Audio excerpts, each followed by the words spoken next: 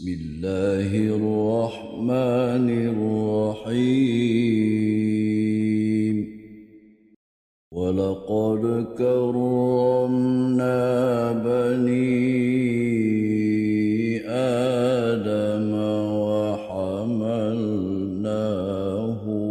في البر والبحر والسلام على سيدنا وحبيبنا محمد صلى الله عليه وسلم وعلى آله وصحبه أجمعين. Alhamdulillah, this is very exciting, very heartening to see, mashallah, these faces, brothers from all over the world. And as all you know, we're here tonight together to celebrate our cultural diversity. And the idea itself was inspired from an ayah in Surah Al-Hujurat. بعد أعوذ بالله من الشيطان الرجيم بسم الله الرحمن الرحيم يا أيها الناس إنا خلقناكم من ذكر وأنثى وجعلناكم شعوبا وقبائل لتعارفوا إن أكرمكم عند الله أتقاكم إن الله عليم خبير. Translation: O man, we have created you out of male and female, and we made you into nations and tribes, so that you might come to know one another. So tonight, inshallah, we're going to be learning a little bit from brothers from Albania and Kosovo, Brother Haradin and Brother Bar, and they're going, inshallah, to give us just a little glance through the history of Albania and Kosovo, and as well as their traditions, inshallah. So as usual, the presentation it lasts 45 minutes. So inshallah, from now until 7:45, the latest, we start the presentation, and then 15 minutes for the questions and answers through the Kahoot system that you all know. And then inshallah we pray Isha tonight at 8:15. And after Isha, inshallah, we will all enjoy eating some Albanian food that was prepared by the brothers from Albania and sisters from Albania, mashallah. Jazakumullahu khair. And before we start, inshallah, just let me remind you just briefly, just a little reminder about the rules of this presentation. First of all, no questions during the presentation, because we have very limited time and we don't want to open doors for discussions here. So no questions during the presentation. Second thing, no side talking during the presentation. If you want to talk, you can go outside. Otherwise, you'll be asked to leave and go to the social area. You can talk as much as you can. Number 3, if you see your kid running all over here, please, you're responsible for it. Take your kid outside to the social area, and don't sit and look at him running all over here, because this is very disturbing for the brothers and disruptive. That's rule number 3. And the last rule, I'm not going to repeat what Hajj said about clapping, that Shai point of view, inshallah, he mentioned it. The last one, of course, turn off your phones, inshallah. This is easy, inshallah, right? Okay, shall I give the microphone to Brother Haradin to start the presentation, inshallah, or Brother Bahar first? Okay, Bismillah. Okay. Alright, as Brother Rashid already mentioned, my name is Behar, and this is Haradin, and we're going to be doing a brief presentation about Islam and Albanians and how Islam came to Albania. So, inshallah, we'll start with the presentation. Can you take the microphone? To the left. Is that good? Turn it down a little bit. Okay, that's fine. Can you tell me? Does it work now? Or is it too loud? Turn it off. You turn it off. You turn it up, you gotta turn it down. Alright, is it good now? Or is it still echoing? You turn it up. You turned it way too much up. You gotta turn it down.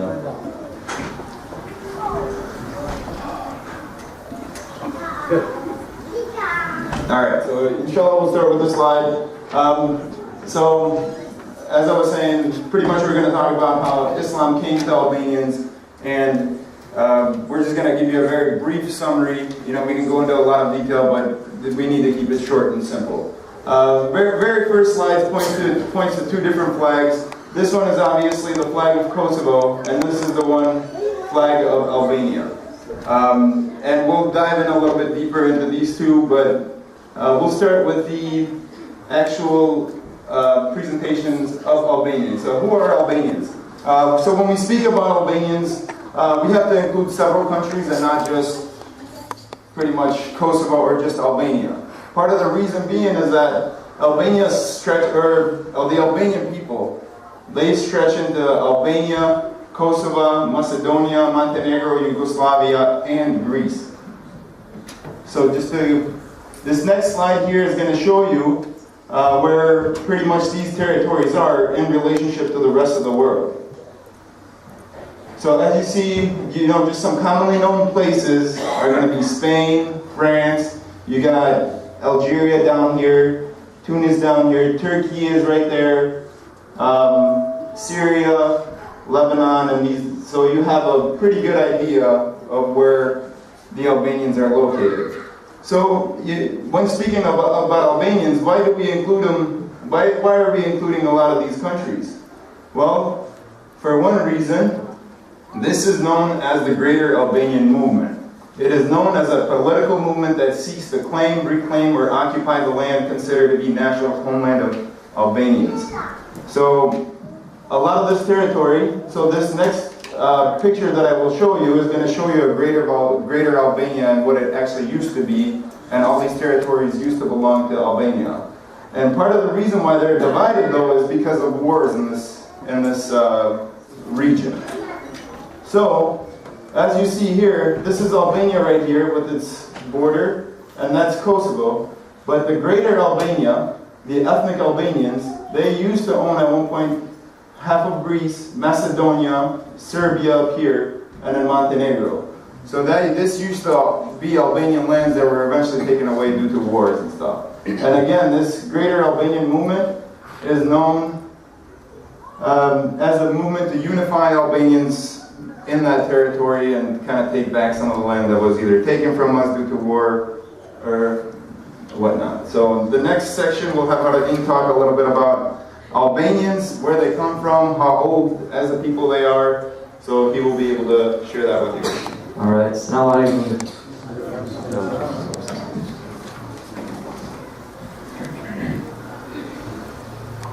Alright, so we as Albanians date back to a group of Illyrians and Dardanid who were first in the region. They were pagan tribes that resided in the area what is known from the old Balkan population territories, Greeks and Illyrians. Roots of these tribes that eventually fell under the banner of Albanians go all the way back to the 2nd century. To put that into perspective, we are in the 21st century now.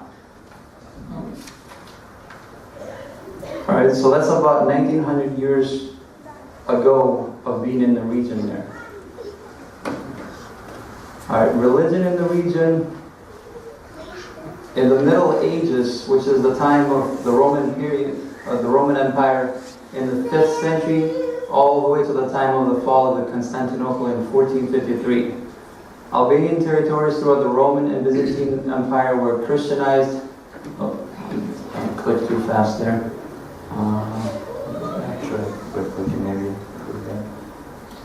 Previous. So they were Christianized. This included Albania, Kosovo, Macedonia, and Montenegro. Then from the 15th century all the way to the 20th century, the Ottoman Empire came.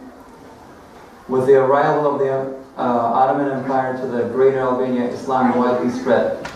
Until the fall of the Ottoman Empire, which lasted close to 500 years in the Greater Albania, many Albanians accepted Islam at will and remained in the area even after the fall of the Ottomans. The majority of them practiced the Hanafi method. And then, so then the next section, now that we kind of came to the 15th and 20th century with the Ottoman Empire, obviously throughout that time there was a lot of Albanians that actually joined the Ottoman Empire. and they were leaders, and they were. This is Muhammad Ali Pasha. Yeah.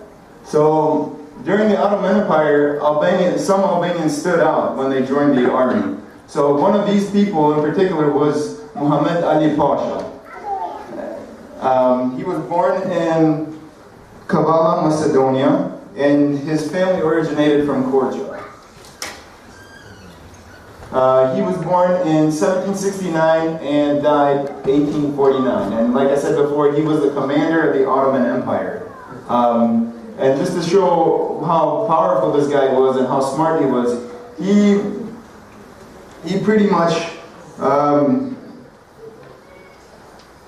he is actually known, and he was regarded as the founder of the modern Egypt because of the dramatic reforms that he had done to the military and cultural sphere that he insinuated in the Ottoman Empire. So the dynasty that he established would rule Lower Egypt, Upper Egypt, Sudan until the Egyptian Revolution of 1952. So this guy was an Albanian born that pretty much participated in the Ottoman Empire. And I'm sure, you know, for us, me and Haradin, we came here at a very young age, and we didn't get a chance to study a lot of these. So with the help of some of the brothers here in the Masjid, some Albanians, but I'm sure a lot of people from Egypt are going to know who this person was. And I see Brother Ali over there nodding, so that's good. The next section we're going to talk about after the fall of the Ottoman Empire. So Kosovo and Montenegro, after the fall of the Ottoman Empire, they actually ended up joining Yugoslavia due to just that was a more powerful country. They took a lot of the lands. Therefore, they put Montenegro and Kosovo under Yugoslavia, and they recalled it the Republic of Serbia. This lasted until 1998 and 1999. So a lot of you, I'm sure, heard about the war in Kosovo that happened. And as a result, many of the Albanians that you actually see in the masjid here today are due to this war. As I said before, both me and Haradin came here because of this war. And we were I was 10 years old, he was 11 years old. So majority of Albanians pretty much, they migrated to anywhere in the world that was safe at that point, and the entire country was evacuated. There are said to be over 200,000 Albanians located here in the United States. Throughout, the next section is also going to talk about some tensions that arose in Albania at the time of the Ottoman Empire, and that was, or actually after the Ottoman Empire, was the communism in Albania.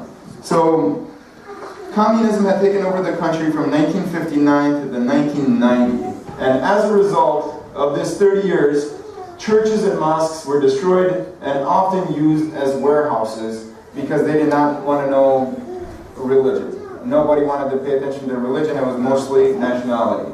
Albanians eventually gained control after the death of its leader, and then we started rebuilding everything. But as an impact of these wars and communism,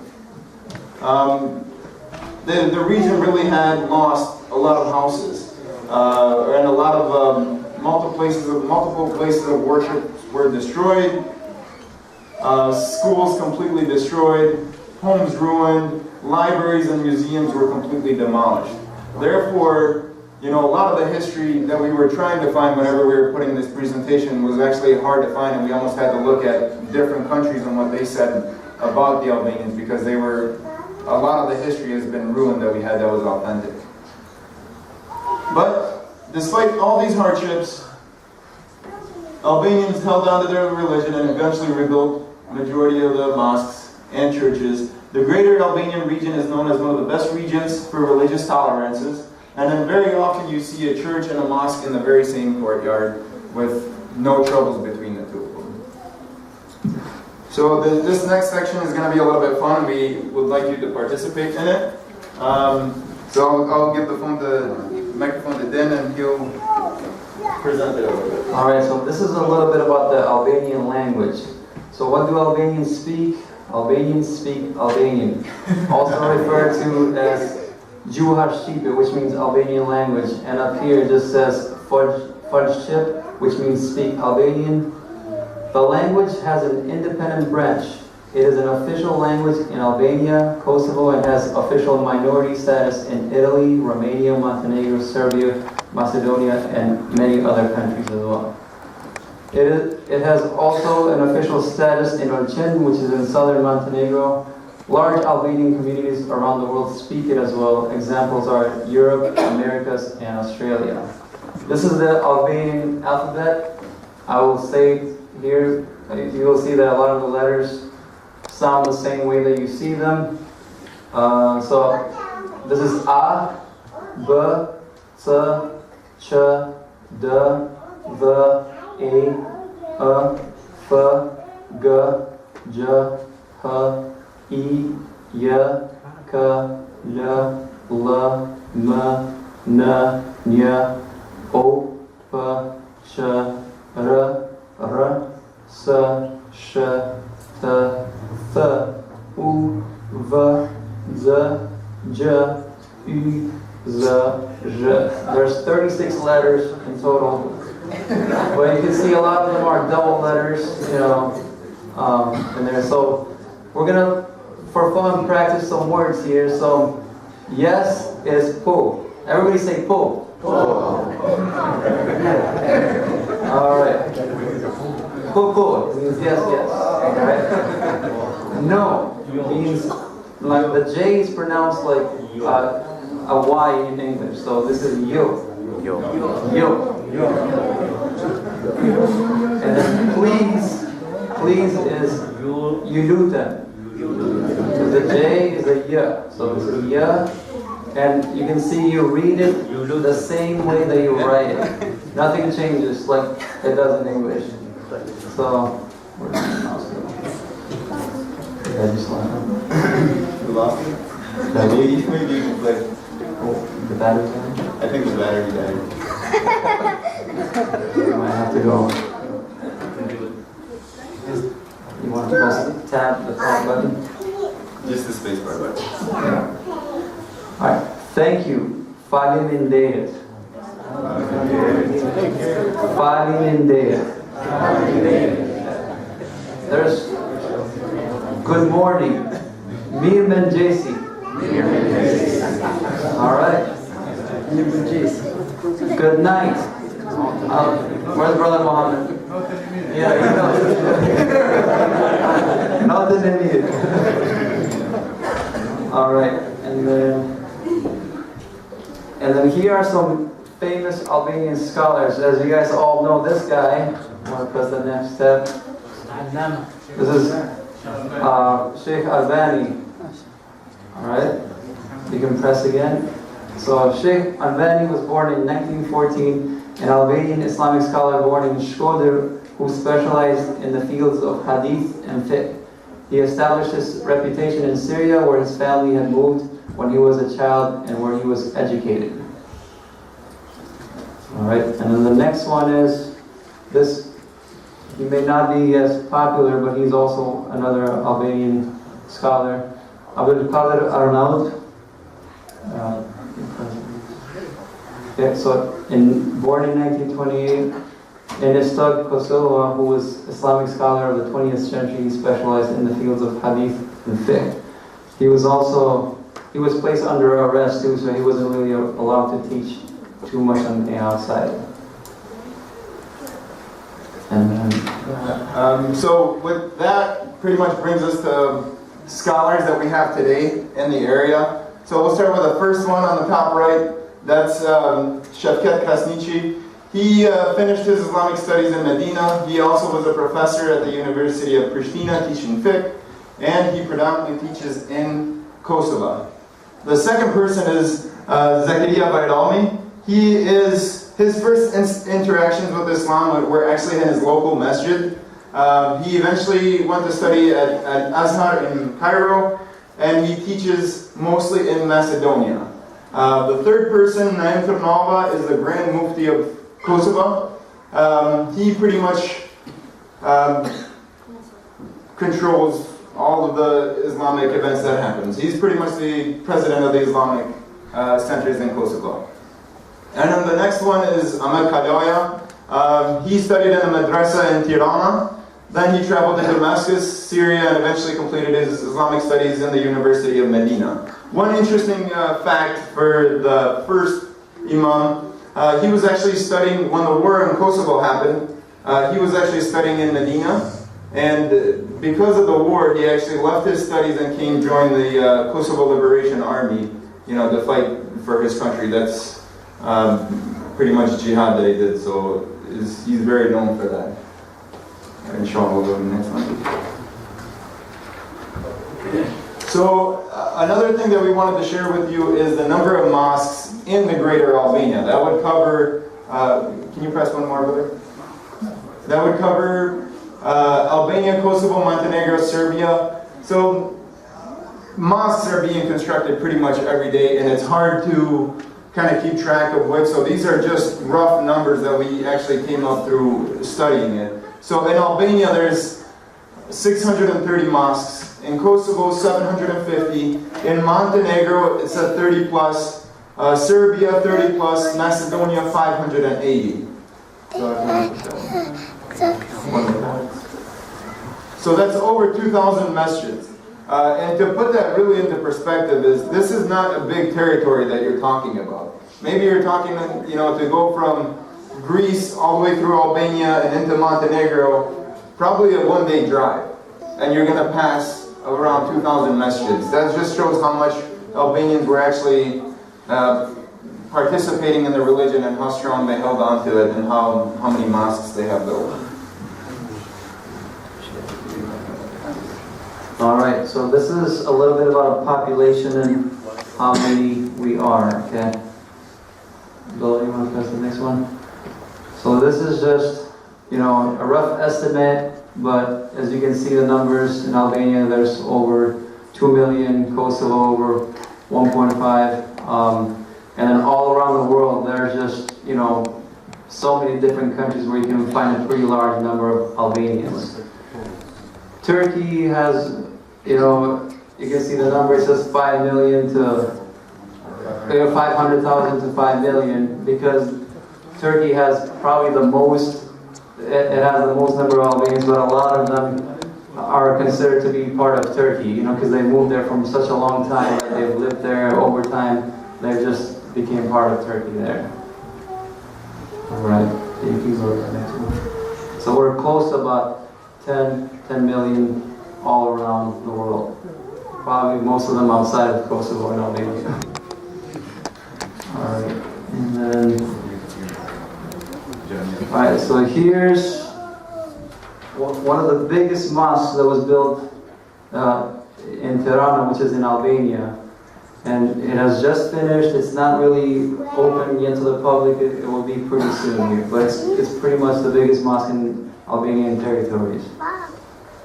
Right, and over here in the background, kind of faded, there's a mosque in Orchin, which is in Montenegro. Upright corners in Serbia, and then the two down at the bottom are in Kosovo. But these are old mosques which were built during the Ottoman Empire. All right. Okay, so for this section, we actually had an Albanian guy that was reciting Quran.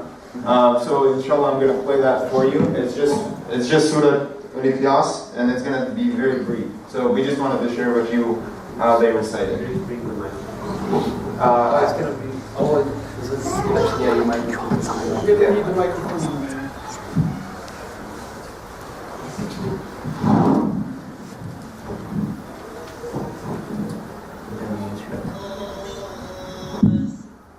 Oh, it's playing on there. No, it's from the projector. It's projector.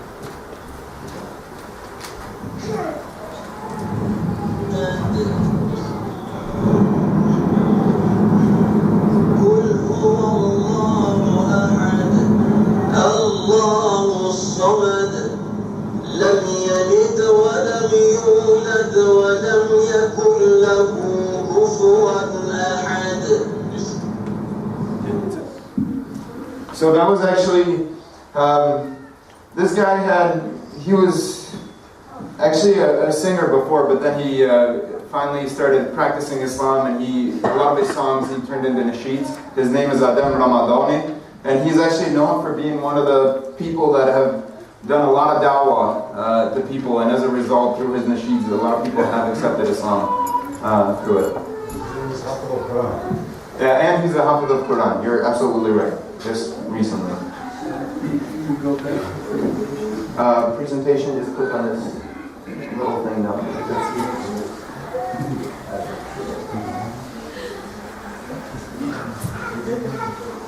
Okay. Then we'll go over into the next slide. So, food and drinks. This is probably the best part about it. That's the point. Yeah, I know. I think we brought too much food though. Don't worry about it. Okay. Show what you know.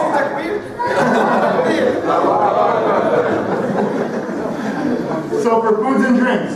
So these pictures that you see here are probably some of the most common foods that we eat, probably on a daily basis. And also Turkish tea is probably one of the most beloved drinks to us. I don't think we can even start the day without one. So this is like coffee to Americans, pretty much. But on the top right there, on the top left, you'll actually see the tea. The next one is burek. Then we have pita, chebopa, and then fni. We didn't bring this middle one today because it takes a very long time to make. Yeah, the middle one we didn't bring. It's okay. Next time we show up.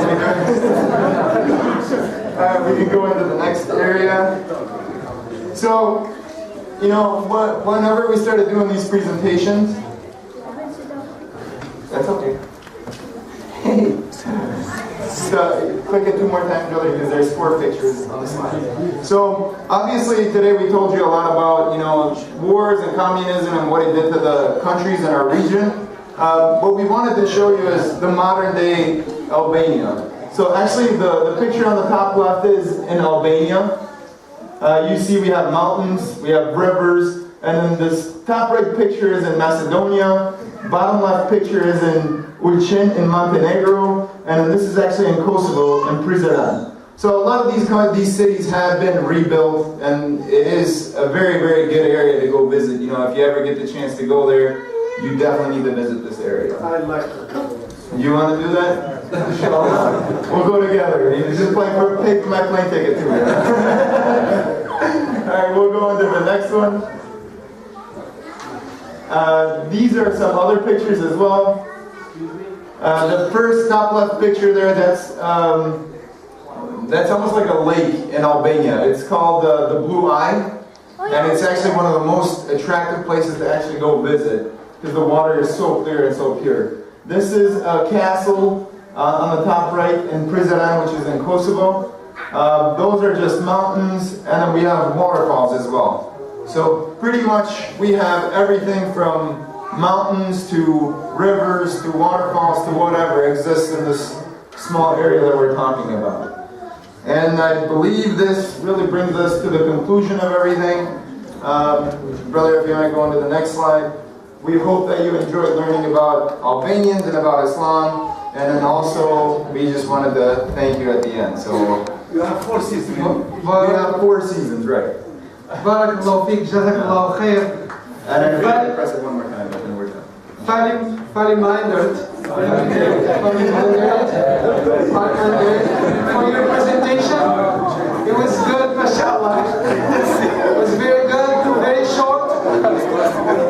Please, it was very short, mashallah, full of information. Barakallahu feekum, jazakallahu khair.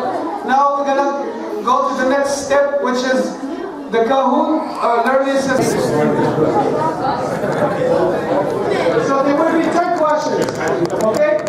First question.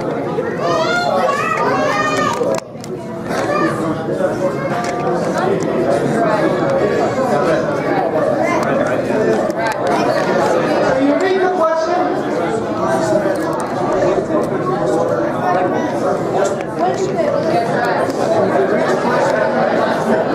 Read the question and answer to the question.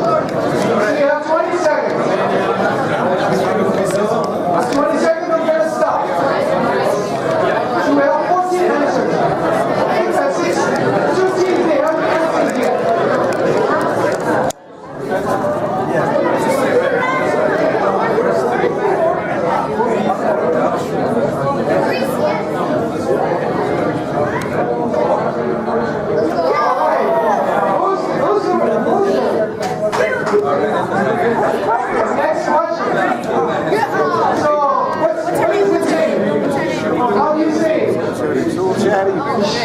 Whatever it is, it's the first. So next question, inshallah. What type of madhab is mostly practiced by Albanians, Muslims? That's easy. Sheikh got it already.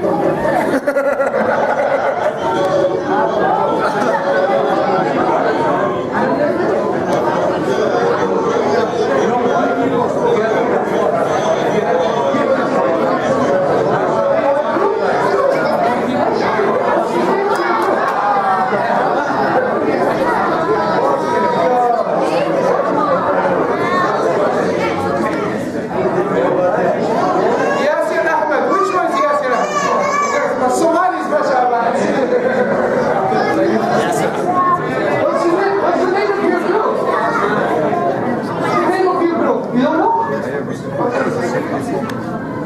Next one, third question. 10 million.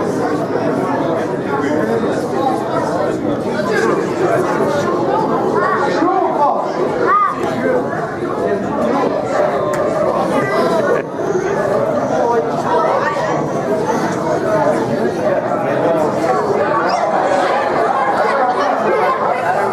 Algeria! Mashallah. Oh, Algeria with Yashar, you with them? I see them.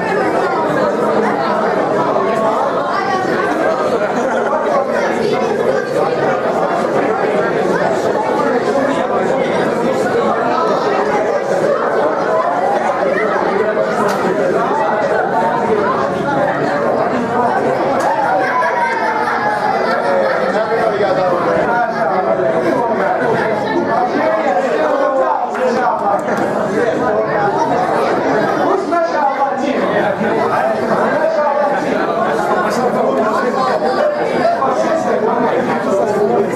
Fifth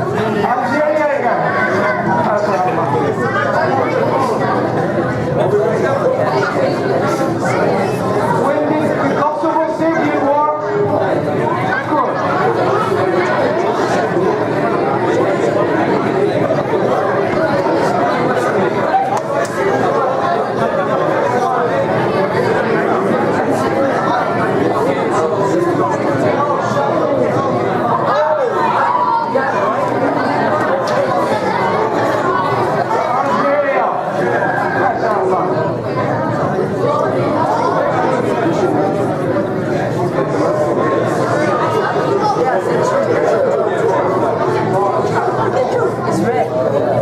Because I got a winner. I got a ticket. A long trip to look at. Hi. Look at the camera. Look at the camera.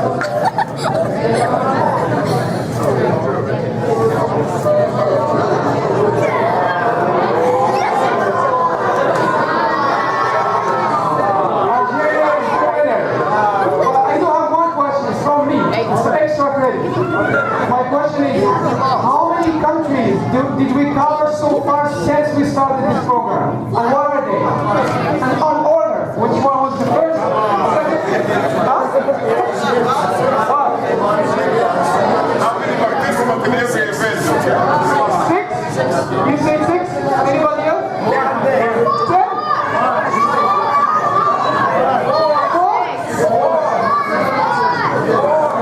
5. The answer is 5. Including this one. 5.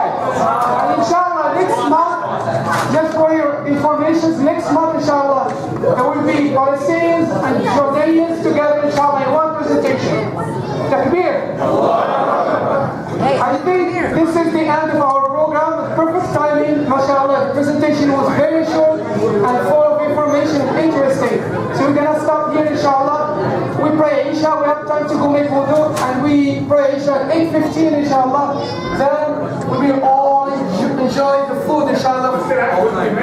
20 minutes? You want to eat now? No. And I would like to thank again one more time the brothers that did a great job. I would like to thank the sisters